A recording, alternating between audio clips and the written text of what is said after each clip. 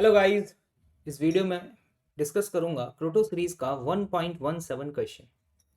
ये जो given question है ना, ये फिजिक्स बेस्ड क्वेश्चन नहीं है। ये क्वेश्चन जो है ना, वो चेक करेगा आपका मैथमेटिकल एप्टीट्यूड।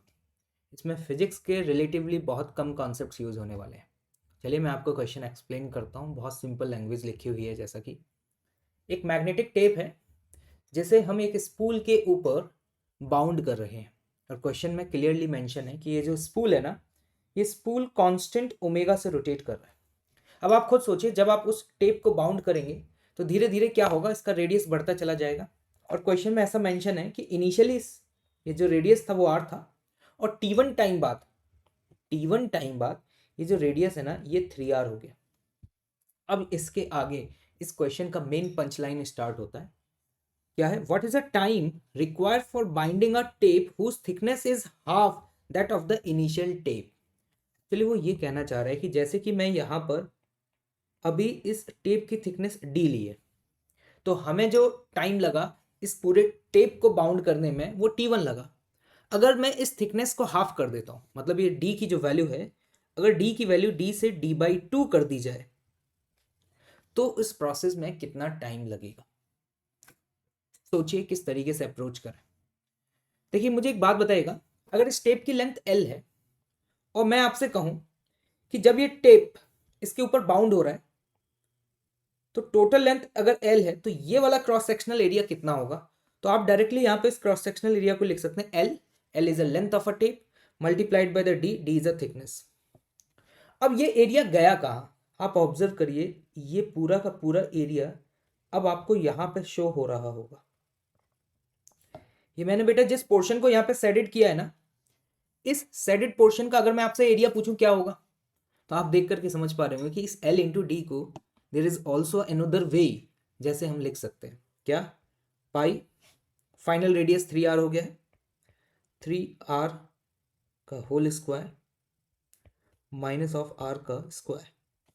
यहाँ से वैल्यू आ जाएगी हमारे पास कितना, 8πr²। क्लियर है ये बात? चलिए, इसको हम मान लेते हैं ये है हमारी इक्वेशन नंबर 1। अब आप खुद सोचिए कि जब सेकंड केस में आप उसे बाइंड करना स्टार्ट करेंगे तो उसका रेडियस बढ़ेगा। उसका रेडियस फिर r से कहाँ तक जाएगा, अगर ये सवाल पूछा जाता। मान लीजिए कि उस केस में जो फाइनल रेडियस है ना वो r1 हो जाए, तो उस r1 की वैल्यू क्या होगी। आपको पता है कि लेंथ ऑफ अ टेप तो चेंज नहीं हुआ है, सिर्फ हमने थिकनेस को d/2 किया है। तो मैं यहां पर ये कहूंगा कि सेकंड वाले केस में लेंथ ऑफ अ टेप तो L ही है, लेकिन जो थिकनेस है वो d की बजाय d/2 है, and that should be equal to pi into r1² minus r²। और ये है आपकी इक्वेशन नंबर 2। पता है, in both of the equations को सॉल्व करके आप ये निकाल सकते हैं कि जब हमने उसकी थिकनेस को हाफ कर दिया ना, तो उस समय उसका फाइनल रेडियस क्या होगा। आई होप आपको ये समझ में आ रहा होगा कि R1 यहाँ पर क्या है। R1 फाइनल रेडियस है। जैसे कि इस पहले वाले केस में फाइनल रेडियस 3r था, तो इस वाले केस में रेडियस को हमने R1 कह दिया।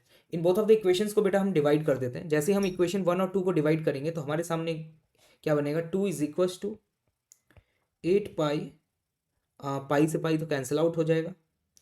तो यहाँ पे हमारे सामने जो एक्सप्रेशन बनेगा that is 8r² divided by r1² minus r²। ये टर्म कैंसिल आउट होगा। यहाँ पर हम लिख सकते हैं r1² minus r² and this is equal to what, 4r²। Clear? यहाँ से हमारे पास r1² की वैल्यू आती है कितना, 5r², और r1 का जो वैल्यू है वो कितना हो जाएगा, √5 टाइम्स ऑफ r। मतलब सेकंड वाली सिचुएशन में जब आपने अपनी थिकनेस को हाफ कर दिया, तो अब इस सिचुएशन में ये जो रेडियस है वो r से 3r नहीं जाएगा। ऑब्वियस सी बात है, अब उतना तो रेडियस चेंज नहीं हो सकता क्योंकि थिकनेस कम हो गई है। मतलब सेकंड वाली सिचुएशन की अगर मैं बात करूं बेटा, तो इस सेकंड वाली सिचुएशन में मैं ये कहूंगा कि ये जो फाइनल वाला रेडियस है, जल्दी बताओ कितना हो जाएगा। पहले r था और अब ये r से √5r हो जाएगा। लेकिन मुद्दा ये है कि हमें तो टाइम निकालना है। अगर पहली वाली प्रोसेस में टाइम T1 लगाए ना, तो सेकंड प्रोसेस में जो टाइम T2 है ना, उसकी वैल्यू T1 के टर्म्स में निकालनी है। यहां पर आप एक चीज और सोच सकते हैं। अगर मैं ये कहता हूं कि इस वाले प्रोसेस में जो नंबर ऑफ टर्न्स थे वो n थे, और आपको पता है हर टर्न के करस्पॉन्डिंग जो थिकनेस है दैट इज डी। तो अगर पहले वाले केस में नंबर ऑफ टर्न्स n1 है तो n1 मल्टीप्लाइड बाय डी ये किसके बराबर होगा? आप खुद सोचिए, लॉजिकली सोचिए।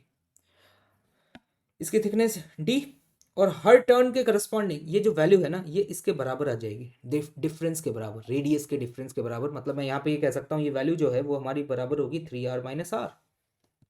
और वहीं सेकंड वाले सिचुएशन में अगर नंबर ऑफ टर्न्स n2 है तो n2 मल्टीप्लाइड बाय d/2 और ये वैल्यू किसके बराबर होगी? √5r - r। आई होप आपको ये समझ में आ रहा हो ये मैंने क्या लिखा है यहाँ पर। और यहाँ पे अगर r कॉमन ले लें तो अंदर ये एक्सप्रेशन बनेगा आपके सामने √5 - 1। ये मैंने n1 और n2 जो लिखे हैं ना वो उस गिवन मैग्नेटिक टेप के अंदर नंबर ऑफ टर्न्स हैं।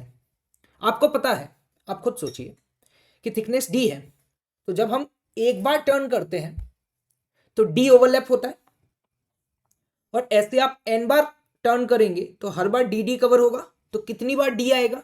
n बार d आएगा और n क्या होगा? Number of turns. ये इंपॉर्टेंट है n1 × d। और ये आप बहुत आसानी से समझ पा रहे होंगे कि नंबर ऑफ टर्न्स का जो रेशियो है ना आप ऐसे निकाल सकते हैं, number of turns × 2π, this is angle rotated, और ये वैल्यू किसके बराबर होगी? ω1 × t1। और सिमिलरली n2 मल्टीप्लाइड बाय 2π, एक टर्न में 2π रोटेट करते हैं तो अगर हम n टर्न पूरे करते हैं तो कितना रोटेट करेंगे? n × 2π।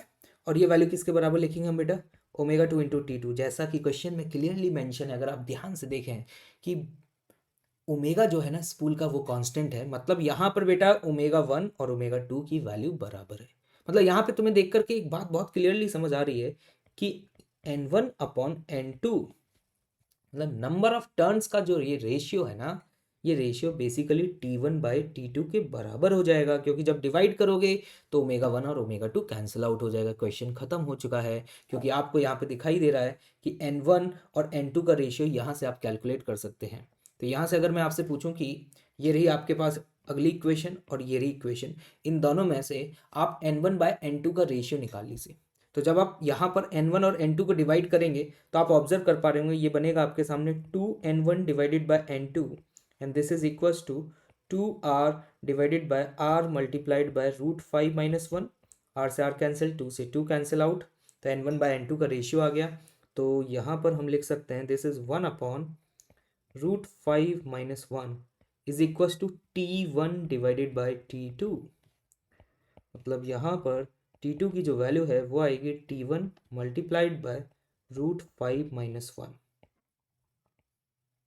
प्लस सेकेंड वाले प्रोसेस में आपको रिलेटिवली थोड़ा ज़्यादा टाइम लग रहा है, मतलब इस बार जो टाइम t2 लगा है ना वो t1 से ज़्यादा आ रहा है। देखो इस बार t2 की वैल्यू कितनी आ रही है? t2 की वैल्यू आ रही है t1 मल्टीप्लाइड बाय √5 - 1, और ये टर्म आपको पता है 1 से ज़्यादा ही होगा। मतलब जब आप थिकनेस कितनी कर देते हैं, हाफ कर देते हैं, तो वक्त ज़्यादा लगेगा। आई होप आपको समझ में आ गया होगा। आपने देखा कि मैंने यहाँ पर जो भी इक्वेशंस बनाई है ना उसमें फिजिक्स के कोई भी फंडे यूज़ नहीं हो रहे। मुद्दा ये है कि ये चीज़ें हमें स्ट्राइक करनी चाहिए कि number of turns multiplied by thickness जो है वो होगा डिफरेंस इन रेडियस के बराबर। पहली चीज़ ये स्ट्राइक करनी चाहिए। और दूसरा कि हम एरिया को, अगर टेप की लेंथ L है तो L इंटू थिकनेस जो है उसे लिखने का there is also one way. तो ये दो स्टेप हमारे लिए काफ़ी ज़्यादा इंपॉर्टेंट है इस प्रॉब्लम को सॉल्व करने के लिए।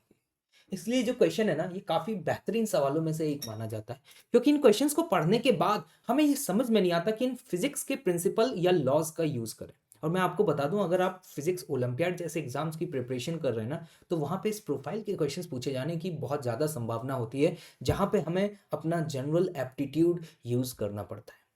आई होप सो कि मेरा ये गिवन सॉल्यूशन आपको समझ में आया होगा। Thank you so much.